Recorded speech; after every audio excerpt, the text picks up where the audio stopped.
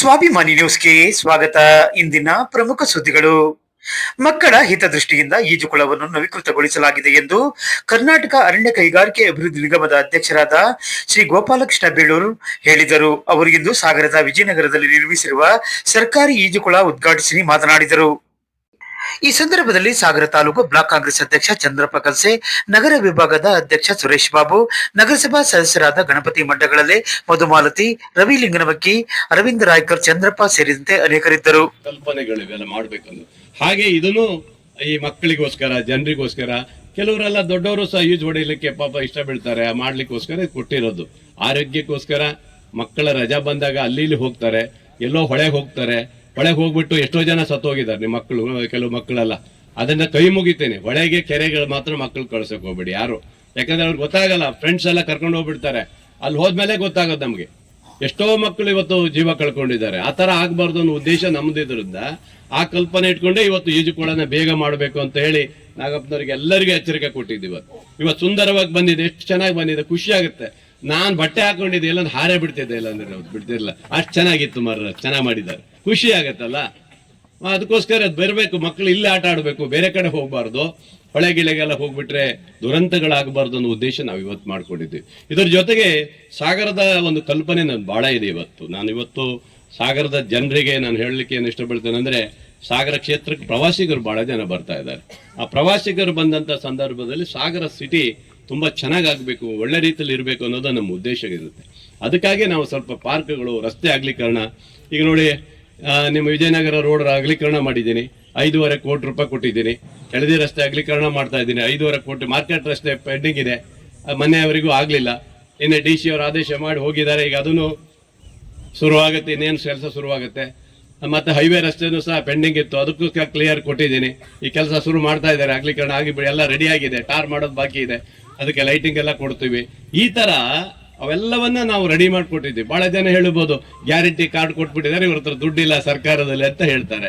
ಯಾವ ರೀತಿಯ ದುಡ್ಡು ಬೇಕು ಹೇಳಿ ನನಗೆ, ಯಾವ ರೀತಿಯ ಸಹಕಾರ ಬೇಕು ಎಲ್ಲ ಕೊಟ್ಟಿದೆ. ನಗರಸಭೆಗೆ ಎಷ್ಟು ದುಡ್ಡು ತಂದು ಕೊಟ್ಟಿದ್ದೇನೆ ನಾನು. ರವಿ ಹೇಳ್ದಂಗೆ ನಗರಸಭೆಯಲ್ಲಿ ಹಿಂದೆ ಅವ್ರಿಗೆ ಮಾತ್ರ ಮಾಡ್ತಾ ಇದ್ರು, ಅವ್ರ ಮೆಂಬರ್ ಯಾರಿದ್ದಾರೆ ಅವ್ರಿಗೆ ಮಾತ್ರ ಮಾಡ್ತಿದ್ರು. ನಮ್ಮ ಮೆಂಬರಿಗೆ 1 ರೂಪಾಯಿನೂ ಕೊಡ್ತಾ ಇರ್ಲಿಲ್ಲ, ತಾರತಮ್ಯ ಮಾಡ್ತಿದ್ರು. ನಾನು ಯಾವತ್ತೂ ತಾರತಮ್ಯ ಮಾಡಕ್ ಹೋಗಿಲ್ಲ. ಸಾಗರ ಅಭಿವೃದ್ಧಿ ಆಗಬೇಕು ಅಂತ ಹೇಳಿ ಎಲ್ಲದು ಅದೇ ತರನೇ ಇಟ್ಟಿದ್ದೀನಿ. ನಾನು ಮನಸ್ಸು ಮಾಡಿದ್ರೆ ಅದನ್ನ ಚೇಂಜ್ ಮಾಡಿ ಎಲ್ಲ ಇವರಿಗೆ ಹಾಕ್ಬೋದಿತ್ತು ನಾನು, ಆದ್ರೆ ಆ ತರ ನಾನು ಮಾಡ್ಲಿಲ್ಲ. ಅಲ್ಲಿಗೂ ಆ ಜನರಿಗೂ ಸಿಗಬೇಕು ಅನ್ನೋ ಉದ್ದೇಶದಿಂದ ಎಲ್ಲಾ ರೀತಿಯ ಸಮಾನತೆ ಕೊಟ್ಟಿದ್ದೀನಿ. ಇವತ್ತು ಮತ್ತೊಂದು ನಿಮಗೆ ಖುಷಿ ತರೋದೇನು ಗೊತ್ತಾ, ಇವತ್ತು ಸಾಗರ ಆಸ್ಪತ್ರೆಗೆ 70 ಕೋಟಿ ರೂಪಾಯಿ ಅಪ್ಗ್ರೇಡ್ ತಂದಿದ್ದೀನಿ. ಇದು ಇಡೀ ಜಿಲ್ಲೆಯಲ್ಲಿ ಯಾರು ತರ್ಲಿಕ್ಕೆ ಆಗ್ಲಿಲ್ಲ. ಇವತ್ತು ಸಾಗರ ಆಸ್ಪತ್ರೆಗೆ ಅಪ್ಗ್ರೇಡ್ಗೆ 70 ಕೋಟಿ ರೂಪಾಯಿ ತಂದಿದ್ದೀನಿ. ಈಗಾಗಲೇ ಸ್ಯಾಂಕ್ಷನ್ ಆಗಿ ಈಗಾಗಲೇ ಅಪ್ರೂವಲ್ಗೆ ಹೋಗ್ತಾ ಇದೆ, ಬರ್ತಾ ಇದೆ, ಸ್ವಲ್ಪ ದಿನದಲ್ಲಿ ಬರ್ತದೆ. ಇಷ್ಟು ವರ್ಷಗಳ ಕಾಲ ಇವತ್ತು ಹಾಗೆ ಇತ್ತು. ಇವತ್ತು ನಾನು ತಂದಿದ್ದೀನಿ ಅಂತ ಹೇಳಿದ್ರೆ ಸಾರ್ವಜನಿಕರು ಬಹಳ ಜನ ಬರ್ತಾರೆ ಇವತ್ತು ನಮ್ಮ ಆಸ್ಪತ್ರೆಗಳು. ಬಡವರು, ಆ ಬಡವರ ಬಗ್ಗೆ ಚಿಂತನೆ ಮಾಡ್ಬೇಕಲ್ಲ. ಅವತ್ತು ಡಯಾಲಿಸಿಸ್ ಮಿಷನ್ ನಾನು ಬರ್ಬೇಕಾದ್ರೆ 4 ಮಿಷನ್ ಇತ್ತು, ಇವತ್ತು 16 ಮಿಷನ್ ಇಟ್ಟಿದ್ದೀನಿ. ಇವತ್ತು ಯಾರು ಮಾಡಿದ್ದು ಹೇಳಿ? ಗೋಪಾಲಕೃಷ್ಣ ಬೇಳೂರು ಮಾಡ್ತಾನೆ. ಯಾಕಂದ್ರೆ ಅದು ನನಗೆ ಕಲ್ಪನೆ ಕೊಟ್ಟಿದ್ರು, ಅವತ್ತು ಹೇಳಿದ್ರು, ಸರ್ ನೀವು ಗೆದ್ರೆ ಡಯಾಲಿಸಿಸ್ ಮಿಷನ್ ತಂದ್ಕೊಡಿ ಸರ್ ಬೇಕು ಅಂತ ಕೇಳ್ತಾ ಇದ್ರು. ಆ ನಂತರ ಇವತ್ತು ಒಂದು ಕಂಪನಿ ಕೊಟ್ಟು ಇಟ್ಟಿದ್ದೀವಿ. ಎಷ್ಟು ಚೆನ್ನಾಗಿದೆ ಅಂತ ಹೇಳಿದ್ರೆ ಅಷ್ಟು ಅದ್ಭುತವಾಗಿ ಇರುವಂತ ಮಿಷನ್ಗಳು ಹಾಕಿ ಕೊಟ್ಟಿದ್ದೀವಿ. ಬಹಳ ಜನರಿಗೆ ಕೇಳ್ಕೊಂಡಿವಿ, ಕೆಲವರಲ್ಲಿ 1-2 ಮಿಷನ್ ಕೊಟ್ಟಿದ್ದಾರೆ. ಮಾರಿಗುಡಿಯರು ಕೊಟ್ಟರು, ಇನ್ನೊಬ್ರು ಕೊಟ್ಟರು, ಧರ್ಮಸ್ಥಳ ಸಂಘದವ್ರು ಕೊಟ್ಟರು, ಹಾಗೆ ಸಿಗಂದೂರು ರಾಮಪ್ಪನವರು ಇದ್ದಾರೆ. ಈ ತರ ಬಾಲ ಕೊಟ್ಟರು. ಮತ್ತೆ ಸರ್ಕಾರನು ನಾವು ನಮ್ಮ ಅಲ್ಲಿದ್ದ ಆಡಳಿತ ಇದರಲ್ಲಿ ಇರುವಂತ ಇದು ದುಡ್ಡಲ್ಲೂ ಸಹ ನಾವು ಹಾಕೊಂಡು ಮಾಡಿದ್ವಿ. ಅಷ್ಟು ಹಂಗೆ ಇರಬೇಕು. ಪಾಪ ಶಿವಮೊಗ್ಗ ಹೋಗ್ತಿದ್ರು, ಎಲ್ಲೆಲ್ಲೋ ಹೋಗ್ತಿದ್ರು, ಅಲಿತಾ ಇದ್ರು. ಅಂಥವರಿಗೆ ನಾವು ಬೆಳಕು ಕೊಡ್ಬೇಕು, ಅದು ನಮ್ಮ ಕಲ್ಪನೆ ಆಗಿದೆ. ಸಾಗರ ಆಸ್ಪತ್ರೆಗೆ ನಾವೇನು ಕಮ್ಮಿ ಮಾಡಿಲ್ಲ. ಅದ್ರ ಜೊತೆಗೆ 172 ಕೋಟಿ ರೂಪಾಯಿ, ಈಗ 1,72 ಲಕ್ಷ ರೂಪಾಯಿ ಸಾಗರ ಆಸ್ಪತ್ರೆಗೆ ಮೊನ್ನೆ ಬಿಡುಗಡೆ ಮಾಡಿದ್ದೀನಿ. ಮಕ್ಕಳ ಆಸ್ಪತ್ರೆ 1,65 ಲಕ್ಷ ರೂಪಾಯಿ ಅದು ಬೇರೆ ಬಿಡುಗಡೆ ಮಾಡಿಕೊಟ್ಟಿದ್ದೀನಿ. ಅವೆಲ್ಲ ಅಭಿವೃದ್ಧಿ ಪರವಾಗಿ ಇಡೀ ಆಸ್ಪತ್ರೆ ನವೀಕರಣ ಆಗ್ಬೇಕು. ಟೈಲ್ಸ್ ಇಂದ, ಬಾತ್ರೂಮ್ ಇಂದ ಹಿಡಿದು, ಆಮೇಲೆ ಮೆಸ್ ಇರ್ಲಿಲ್ಲ, ಮತ್ತೆ ಮಲ್ಗಕ್ಕೆ ಅವ್ರಿಗೆ ಇದು ಇರ್ಲಿಲ್ಲ, ಎಂತದ್ದು ಸೊಳ್ಳೆ ಪರದೆ ಎಲ್ಲವನ್ನು ಕೊಟ್ಟಿದ್ದೀನಿ. ಇವತ್ತು ಯಾವುದು ಕಮ್ಮಿ ಮಾಡ್ಲಿಲ್ಲ ನಾನು ಇವತ್ತು.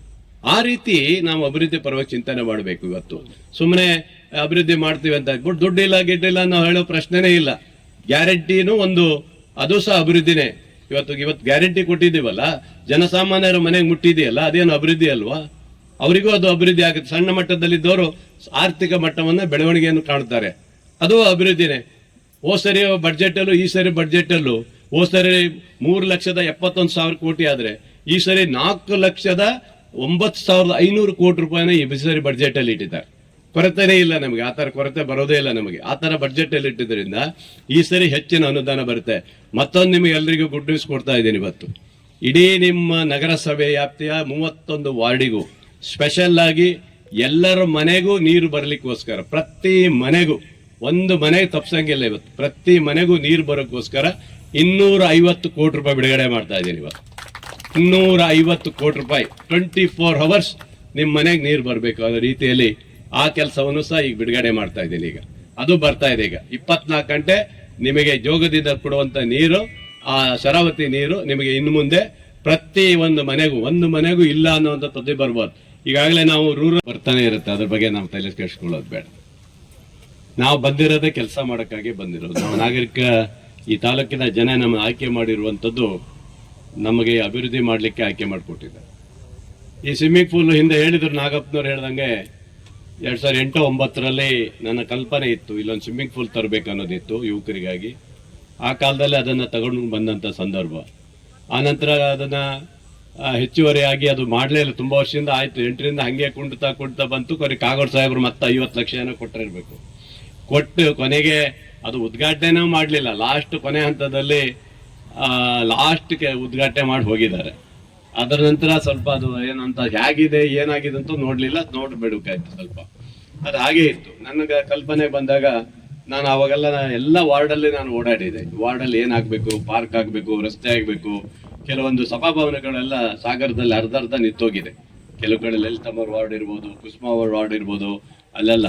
ಅದಕ್ಕೋಸ್ಕರ ಅದನ್ನೆಲ್ಲ ನಾನು ಗಮನ ಹರಿಸಿ ಈ ಭಾಗದ ಕೆಲವು ಅಭಿವೃದ್ಧಿ ಆಗದೆ ಇರುವಂತನ್ನೆಲ್ಲ ಮಾಡೋ ಸಂದರ್ಭದಲ್ಲಿ ಈ ಒಂದು ಕಲ್ಪನೆ ನಮಗೆ ಬಂತು. ಯಾಕಂದ್ರೆ ನಾಗರಿಕರು ನೋಡಿ, ಇವತ್ತು ಸ್ವಿಮ್ಮಿಂಗ್ ಪೂಲಿಗೆ ಪಾಪ ಆಗ ಅಲ್ಲಿ ಇದಕ್ಕೆ ಹೋಗ್ತಾರೆ, ಅದ್ಯಾವುದೋ ಇದೆಯಲ್ಲ ಅಲ್ಲಿ ನಮ್ಮಲ್ಲಿ ಬಂದೆ ನಾನು ನೋಡ್ಬಿಟ್ಟೆ. ಅಲ್ಲಿ ನೋಡಿದ್ಮೇಲೆ ಏನಪ್ಪಾ ಇದಕ್ಕಿಂತ ಸುಂದರವಾಗಿ ನಮ್ಮೂರಿದೆ, ಅಲ್ಲಿ ಮಾಡಕ್ಕಾಗಿಲ್ಲ. ಮೊನ್ನೆ 3-4 ದಿವಸ ಹಿಂದೆ ಅಲ್ಲೇ ಹೋಗಿದ್ದೆ. ಅದ್ರ ಮೇಲೆ ಹತ್ತಿದೆ ನಾನು, ರೋಪ್ ಮೇಲೆ ಹತ್ಕೊಂಡು ಹೋದೆ. ಆ ಸುಂದರ ಇದು ನೋಡಿದ್ಮೇಲೆ ನನಗೂ ಆಸೆ ಬಂತು. ಏನ್ ಗೊತ್ತಾ, ನಮ್ಮಲ್ಲೂ ಮಾಡಿದ್ರೆ ಎಲ್ಲ ನನ್ನ ನಗರದ ಸದಸ್ಯರೇ, ಎಲ್ಲ ಗಣ್ಯರೇ, ಮಾಧ್ಯಮ ಮಿತ್ರರೇ, ಇಲ್ಲಿ ಬಂದಿರುವ ಎಲ್ಲ ನನ್ನ ಬಂಧುಗಳೇ, ಇವತ್ತು ಹೇಳ್ತಾ ಈಗ ನಾಗಪ್ಪನವ್ರ ಕೆಲವು ವಿಚಾರಗಳೆಲ್ಲ ಹೇಳಿದ್ರು.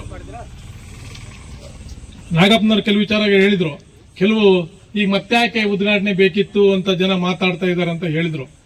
ಅವರು ನಾಗಪ್ಪನವ್ರು ಹೇಳ್ದಂಗೆ ಮಾಡಿದ ಕೆಲಸ ಜನರಿಗೆ ಗೊತ್ತಾಗಬೇಕಂದಾಗ ನಾವು ಒಂದ್ಸರಿ ಮತ್ತೆ ಶಾಸಕರು ಬಂದು ಅದನ್ನ ಉದ್ಘಾಟನೆ ಮಾಡಿ ಮಕ್ಕಳನ್ನ ಈಜುಕೊಳದಲ್ಲಿ ಈಜಿಗೆ ಬಿಟ್ಟು ಉದ್ಘಾಟನೆ ಮಾಡಿದ್ರು.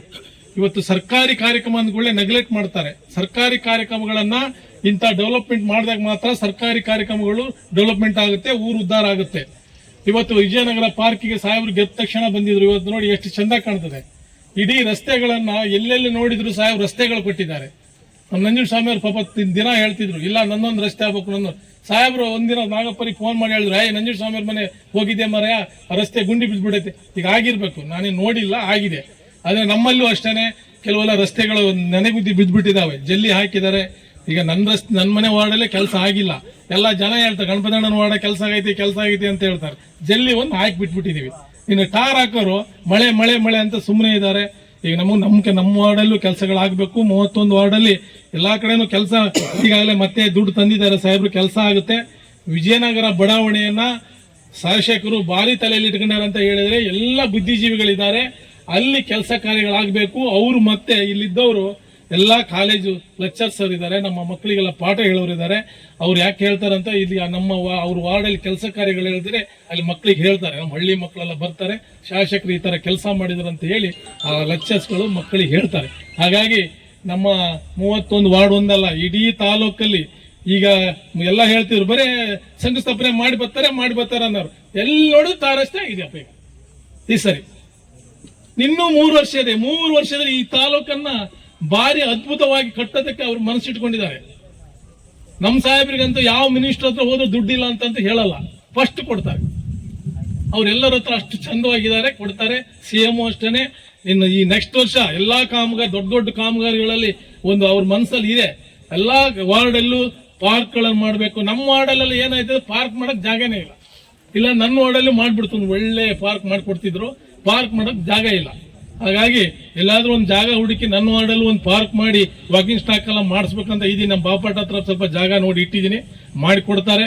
ಈಗೇನೋ ಇವತ್ತು ನಾಳೆ ನಾನು ಈಗ ಜಾಗದ ವಿಚಾರ ಹೇಳಿದ್ದೀನಿ, ನಾಗಪ್ಪನವರಿಗೆ ಹೇಳ್ತಾರೆ ನೋಡ ಗಣಪತಿ ವಾರ್ಡಲ್ಲಿ ಒಂದು ವಾಕಿಂಗ್ ಪಾರ್ಕ್ ಮಾಡಿಕೊಡು ಅಂತ ಹೇಳ್ತಾರೆ.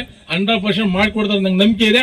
ನನಗೆ ಮಾತಾಡ್ಲಿಕ್ಕೆ ಅವಕಾಶ ಮಾಡಿಕೊಡ್ತಾರೆ. ಪಾಪ ಕೊಟ್ಟಿದ್ದಾರೆ, ಅವರಿಗೆ ನಾವು ಹೇಳಲೇಬೇಕಾಯ್ತು. ಕೇಂದ್ರ ಸರ್ಕಾರದ ಆ ಯೋಜನೆ ಆಗಿದೆ, ಅದರಿಂದ ಅದು ಈಗಾಗಲೇ ಶುರುವಾಗುತ್ತೆ. ನೆಕ್ಸ್ಟ್ ಮಂತ್ ಅಥವಾ ಆ ಮಂತ್ ಅಲ್ಲಿ ಆಗುತ್ತೆ. ಹಾಗೆ ನಾವು ಹಸಿರು ಮಕ್ಕಿ ಕ್ಷೇತ್ರ ನಾವು ಕೊಟ್ಟಿದ್ದೀವಿ.